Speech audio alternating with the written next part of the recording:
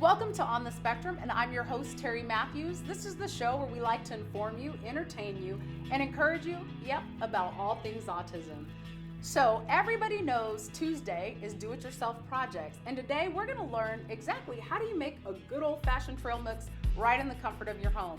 Joining me is Kimberly McGinley with 27 years experience as a speech pathologist, working with children and adults on the spectrum. So Kim, welcome. Thank you so much for being here. Thank you so much for having me. So we got all these goodies in front of us, right? Yes, absolutely. So you have to tell us why or how does cooking help a kid that's on the spectrum or even an adult? Absolutely. Well, think about it. Cooking is such a sensory experience. It allows kids to explore, to try new things, and it's a shared experience, right? Cooking for all of us, it imparts family traditions, and it's just a part of our everyday life that we can share and helps to build the relationships with all of us. That's awesome. I need to cook a little bit more, but we're not going to tell anybody. It's okay. So right now on the counter, I see like we have some gummy bears, some chocolate chips, some M&Ms, and some awesome Cheerios. I think a lot of families on the spectrum have Cheerios, and pretzels and popcorn and raisins. Now, what if I have a kiddo that doesn't like any of this stuff? Well, you know what? You can just take whatever you have around your house,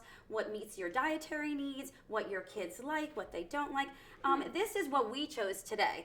But, and I'm glad you chose chocolate chips. Yes, I did not choose nuts because I'm allergic. So, you just pick what is good for you and for your family. Again, it's a shared experience, and it's supposed to be fun. Okay, so you have these cards here. Tell me what do these cards actually do and how do you use them? Okay, well, one of the reasons why cooking is such a great experience is that in addition to building relationships and helping with a shared experience, we're also looking at developing language, okay? I love that. So, we use visuals. As we all know, our kids are really, really wonderful and have great visual skills. So we use visuals to help build the language and build the vocabulary. So here we have our ingredients, cool. of everything that we have here.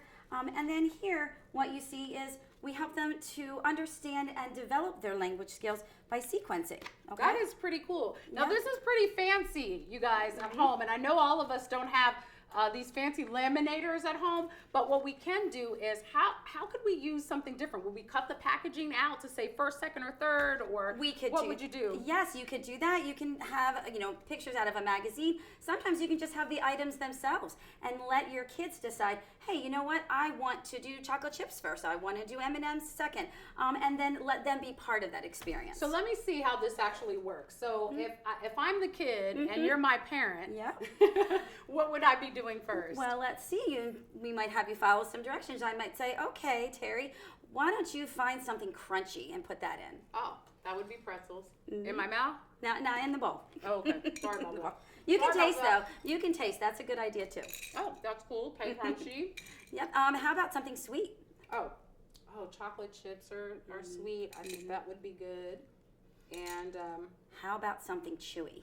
Chewy. Oh, raisins are chewy, so are gummies. This is pretty cool. Yeah. So even with a nonverbal kid, even though that child can't speak, they can still do this activity because they can follow the instructions, right? Yes, absolutely. And you can even model it for them. You can show them, okay, first we're going to take the crunchy pretzels, and next we're going to take the gooey, chewy gummy bears. And then you can model the action words. We're stirring, we're mixing, we're playing with the food. This is a pretty cool activity. I mean, I really like this. So you can use anything in your home, these types of ingredients or anything else that somebody else in your home might be interested in. And hopefully, people like me, I'll be eating all of the ingredients, unfortunately. Well, and one of the things that I think is really important to point out is that we have lots of kids who are kind of picky eaters. So just giving them the opportunity to explore and touch and taste if they want to without the pressure of having to eat, it gives them lots and lots of opportunities to participate and be part of the family traditions. I love this. And you can actually do this with other family members if they have siblings or anything else. This is actually so awesome. So if you would like to try this project at home, log on to www.terrimatthewsonline.com and click on the spectrum. There we'll have a resource guide with step-by-step instructions where you can give this a try right in the comfort of your own home. Thank you for joining us. We'll see you next time on the spectrum.